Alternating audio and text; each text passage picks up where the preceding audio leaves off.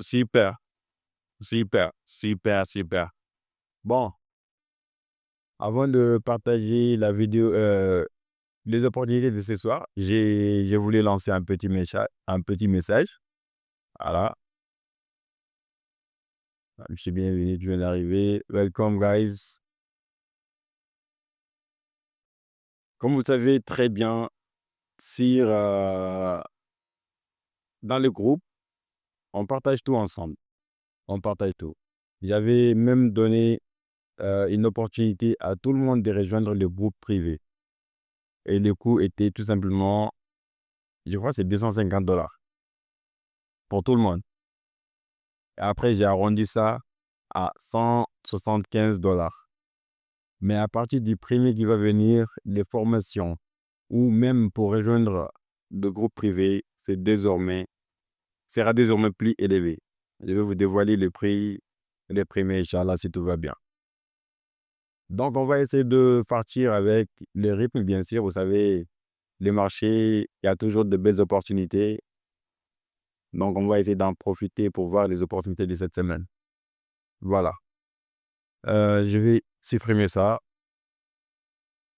Là, c'est le DXY. Je veux faire une analyse simple sans divulguer, bien sûr, ce qu'on utilise actuellement. On a par exemple le prix qui vient de nous proposer une possibilité d'achat ici, après que le prix nous a proposé cette belle structure de reverse. Voilà. Maintenant, on sait très bien que notre TP, c'est ici. Le prix bouge, elle bouge, elle bouge.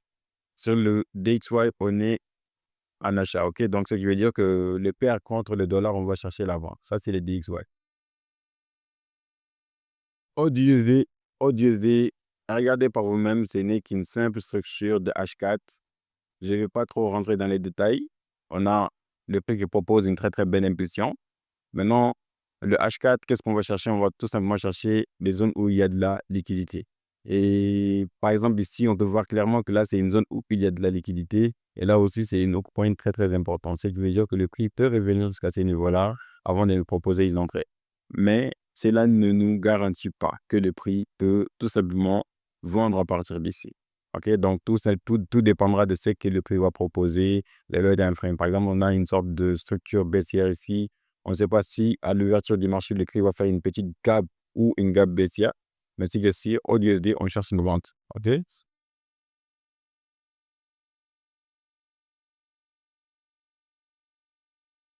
Voilà. Au USD, on cherche une vente.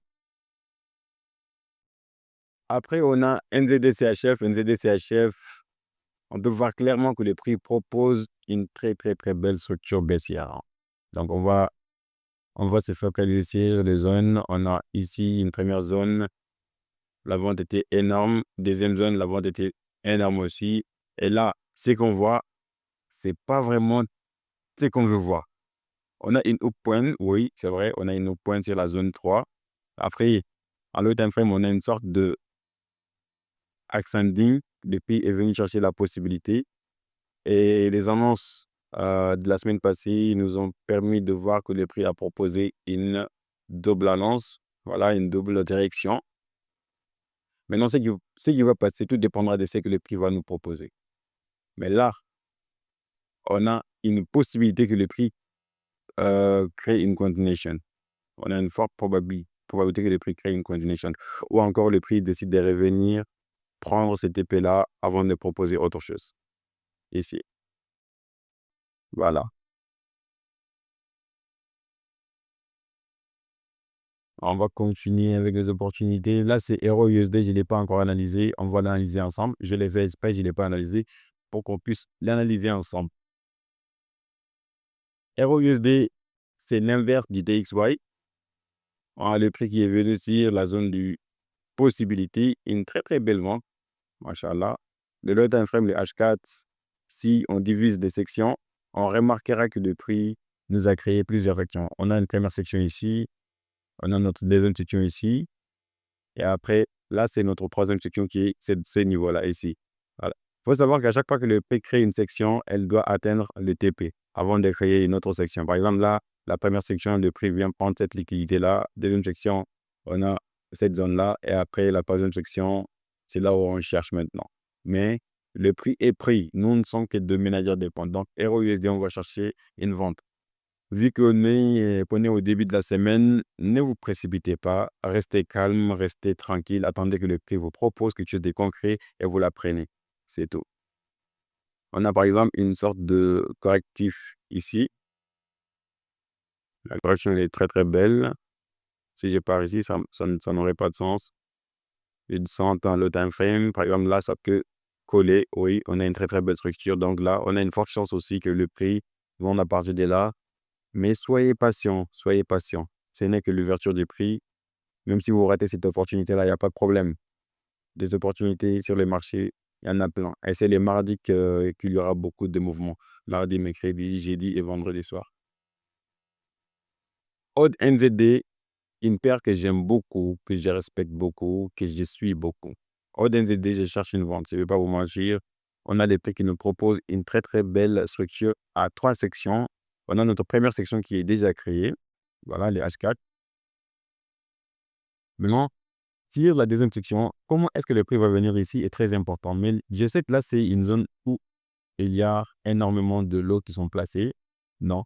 Voyons voir si le prix va revenir sur ce niveau-là en créant une structure. Si elle le fait, on prend une entrée risquée. Si elle ne la fait pas, on va prendre une entrée à risque réduite. OK? Là, c'est une première tête que je prépare. Après ça, je prévois une autre près d'ici. USD CHF. Bon, là, j'ai pas trop envie de supprimer ces analyses-là. C'est trop propre, hein. Voilà. Et j'ai vu aussi en profiter pour vous montrer à quoi ressemble la mise à jour qui va venir. Ce que vous pouvez vraiment faire avec la mise à jour. Sur l'image comme ça, je sais que c'est pas facile à comprendre. Il y a certains qui vont capter quelque chose, mais c'est très, très compliqué. C'est très, très complexe. C'est très, très, très complexe. Voilà. Donc, USD CHF, je cherche tout simplement en achat parce que le prix m'a proposé une très, très belle impulsion en daily. Et quand le prix m'a proposé cette impulsion en daily, le low time frame, le H4, le prix m'a proposé une continuation. Et cette continuation-là, à partir de là, c'est mon TP en mai. Je sais que le TP2 est vraiment à chercher. Pourquoi? Parce que c'est une TP qui va créer une sorte de structure, un peu comme ça, avant de nous proposer une vente. Pour l'instant, on reste acheteur.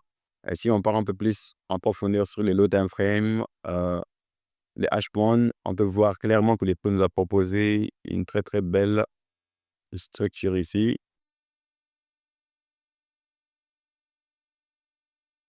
Voilà, donc là, ça va. Ça colle bien. GBV NZD, pareil. Première section, on a vendu. Deuxième section, on attend que les prix arrivent sur ces niveaux-là avant de vendre. Après, on cherchera une troisième section. Tout est préparé avant même que les prix n'arrivent sur ces zones-là. Donc, tout ce qu'on a à faire, c'est de patienter et qu'on voit que le prix nous propose quelque chose qu'on veut voir et qu'on voit qu'il est déjà sur les marchés. On exécute. NZD USD, vu que les autres sont en train de vendre, NZD USD, on cherche la même chose, les gars. Les prix nous proposent, par exemple, une très, très belle prise de liquidité sur une hook point avec une mèche en H4. Là, c'est important. Après, par la suite, les prix nous proposent une structure interne. Voilà, une petite structure interne. Par exemple, on a 1, 2, 3, section du centre. On va chercher là comme première TP et après, on verra comment est-ce que le prix va essayer de se gérer. Mais sur le high time frame, les daily, on cherche beaucoup plus bas, qui est par exemple ces niveaux-là. Mais est-ce que le prix va venir ici? On ne sait pas. Est-ce que le prix va faire une simple retournement à partir de ces niveaux-là? N'oubliez surtout pas la nature. La nature, c'est elle qui nous permet de faire tout ce que vous voyez sur les graphiques. On a la possibilité qui est là, on a la probabilité qui est là. Donc là, c'est une figure qui peut faire en sorte que le prix décide de retourner. OK? Vu que GBP NZD prévoit de vendre, donc on a une forte chance que les NZD montent. Voilà. Voilà les paires que j'ai choisies pour cette semaine. J'espère vraiment, vraiment que vous avez capté quelque chose ou que vous avez saisi un peu les opportunités de cette semaine. De toute façon, je vais envoyer la vidéo sur YouTube pour les gens qui n'ont pas très, très bien compris et qui n'ont pas saisi le paire à choisir. Ça peut vous aider aussi à choisir vos paires et voir les paires que vous allez trader cette semaine. Comme je le dis toujours, ne vous focalisez pas sur tous les paires du marché. Non, ne vous focalisez surtout pas encore sur une seule paire. Par exemple, celui qui se focalise sur une seule paire. Imaginons que, par exemple, je me focalise sur cette paire-là, elle uniquement. Vous savez que c'est très dangereux parce que le prix peut rester ici. Le prix peut rester ici et décide de vendre à partir de là. Vous n'allez pas prendre une trade parce que votre trade, c'est ici. Si vous prenez une trade ici, vous violez ce que vous avez prévu de faire. Vous voyez. Donc, toute la semaine, vous pouvez rester sans avoir une simple trade. C'est pourquoi il faut diversifier ces analyses. Vous pouvez avoir 2, 3 trades, setup par exemple, 2, 3 paires, 4, jusqu'à 6 paires. Maximum, c'est 6 paires qui est recommandé. Mais si vous pouvez vous abstenir à 3, c'est super. Voilà, c'est tout pour ce soir. Si vous avez une opportunité ou si vous avez une trade ou une paire que vous aimeriez que j'analyse, il n'y a pas de problème, je vais l'analyser pour vous de façon plus simple et plus correcte. Oui?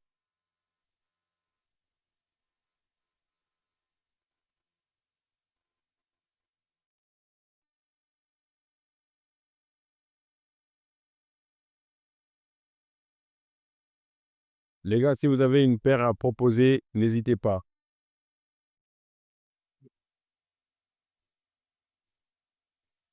C'est bon pour tout le monde.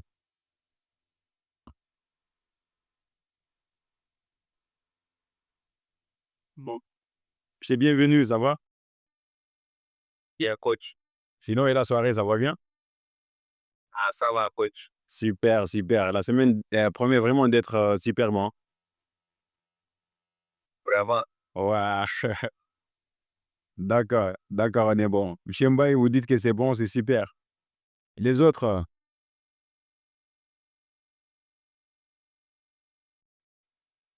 si c'est bon pour tout le monde, je vais essayer de vous donner quelques conseils, bien sûr, si vous êtes partant.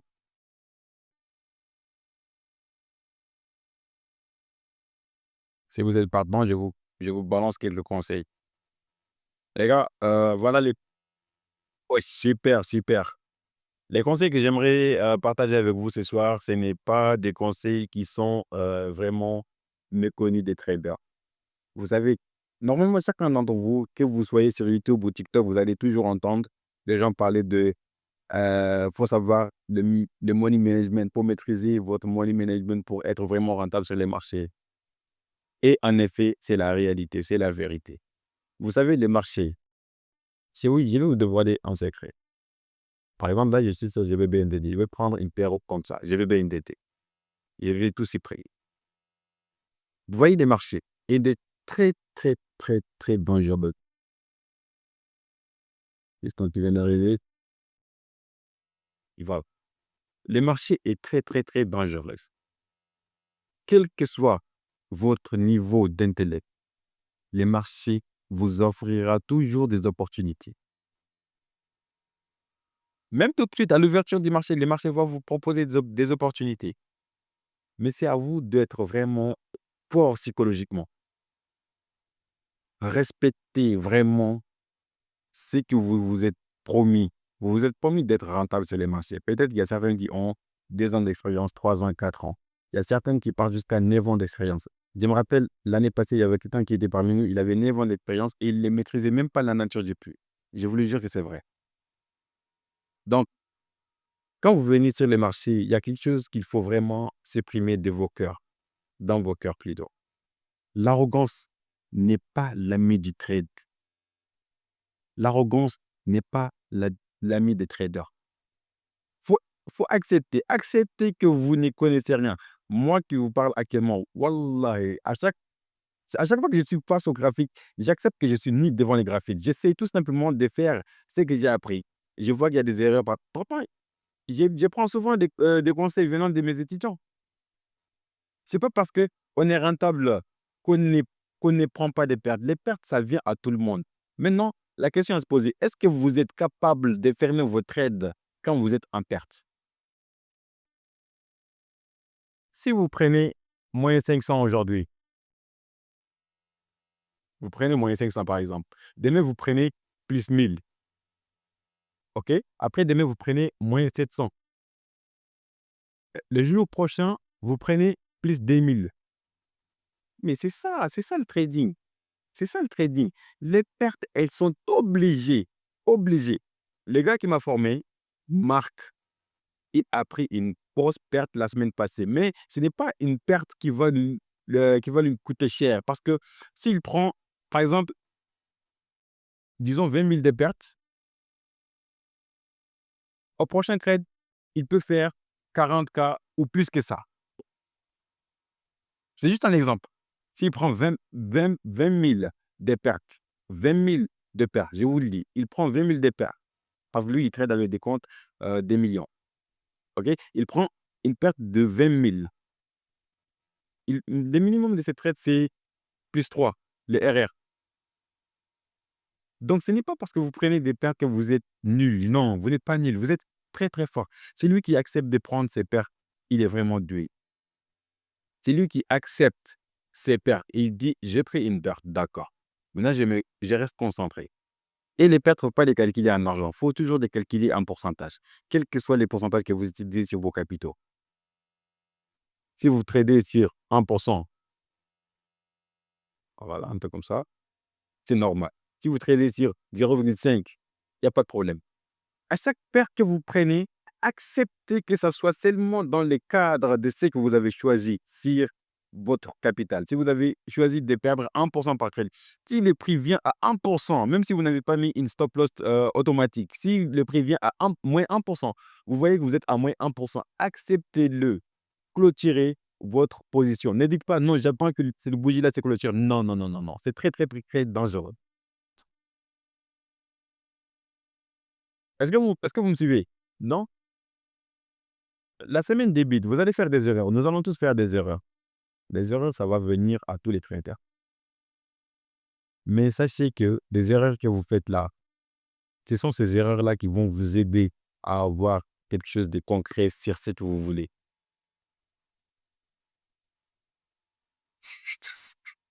Demain sera une très, très belle journée. J'en suis sûr et certain parce qu'il y a de la motivation, il y a de l'énergie, il y a tout. Il y a des gens qui sont prêts vraiment à affronter les marchés. Et voilà, je vous souhaite une très, très, très bonne début de semaine. Surtout, acceptez vos erreurs, acceptez vos pertes. Ne dites pas que j'ai pris une perte aujourd'hui, voilà, je suis déprimé, je vais essayer de venger. C'est des choses qui arrivent à tous les traders. Ce n'est pas que vous. Tout le monde prend des, des, des pertes. Souvent, tu prends une perte inutile. Ce qu'il faut éviter, c'est tout ça, ce qu'il faut éviter, c'est les pertes inutiles. Vous savez, il y a une perte qui est normale, il n'y a pas de problème. Mais les pertes inutiles, là, tout trader devrait éviter. Par exemple, là, je sais que le prix devrait me proposer, par exemple, une entrée à cet point-là. C'est juste un exemple que je vais vous montrer. Mon trade, normalement, je le prépare à ce niveau. J'attends que le prix arrive à ce niveau-là. Je ne sais pas comment est-ce qu'il va venir. Le prix arrive à ce niveau. Le prix arrive à ce niveau. Je n'ai pas de confirmation. Je n'ai pas par exemple, le prix ne me propose pas un retracement en H4. Ça, c'est un. Le prix n'a pas encore fait ça. Je dis, bon, comme que le prix est déjà arrivé sur la zone, je prends une trade. Comme ça. Et le prix décide de faire ça. Elle part. Par la suite, elle descend. Elle paie une très, très belle entrée. Là, c'est une perte qui n'est pas vraiment à applaudir. C'est une perte qu'on appelle une perte inutile. Là, c'est une perte inutile. Dans ce genre de pertes, si vous les prenez dès à présent, essayez de le noter quelque part. Si vous prenez une trade, regardez bien avant même de prendre une trade. La question à se poser, c'est est-ce que si je prends cette trade-là et que ça ne passe pas, c'est une trade utile ou c'est une perte inutile? Si c'est une perte inutile, ne prenez pas cette trade. Si vous voyez que par exemple, là, c'est juste un exemple de notre stratégie. Maintenant, on va prendre l'exemple sur d'autres personnes qui traitent des supports résistants. Par exemple, là, on a une très belle zone de support ou de résistance ici. Voilà. On n'a pas que les prix arrivent sur ce niveau-là. Les gens qui traitent les supports et résistances. Vous n'allez pas prendre ça directement, non. Vous allez prendre ça une fois que le prix arrive et qu'elle vous propose une entrée. Imaginons que le prix est arrivé sur ce niveau et elle vous a proposé une entrée. Ou elle ne vous a pas encore proposé une entrée. Le prix est juste revenu sur ce niveau-là. Ici. Vous décidez de prendre une trade et le prix part à la hausse. Là, c'est une perte vraiment inutile. Ce sont des gens de trade qu'il faut vraiment éviter. Attendez, soyez patient. Si sur cette paire, vous ne trouvez pas d'opportunité, comme le dit mon mentor, hein, vous n'êtes pas un arbre. Déplacez-vous. Là, vous n'êtes pas obligé de rester ici. Si les prix ne vous a pas donné d'opportunité, il n'y a pas de problème. On ne va pas rester scotché sur cette graphite-là. Non. Il y a tellement de paires, il y a tellement de paires, il y a tellement de symboles. Regardez, il y a tellement de symboles. On peut partir n'importe où trouver une opportunité. Là, on a une opportunité qui se prépare. Là, on a, par exemple, une opportunité qui se prépare. Là, il y a une opportunité qui se prépare. Partout où vous allez trouver quelque chose. Si là, il n'y a pas quelque chose, quittez ici, partez là-bas. Si là-bas, il n'y a pas quelque chose, quittez là-bas, partez là-bas. C'est tout. C'est tout. Donc, c'était tout pour le début de cette semaine. J'espère vraiment que vous avez appris quelque chose. Et les pensées aussi, j'espère vraiment qu'ils vont vous être utiles et que vous allez les appliquer surtout. Acceptez les pertes. En conclusion, acceptez les pertes. Acceptez d'apprendre de vos erreurs et acceptez d'avancer aussi. Ne restez pas sur place, acceptez toujours d'avancer. Sur ce, je vous souhaite un très, très bon début de semaine à vous.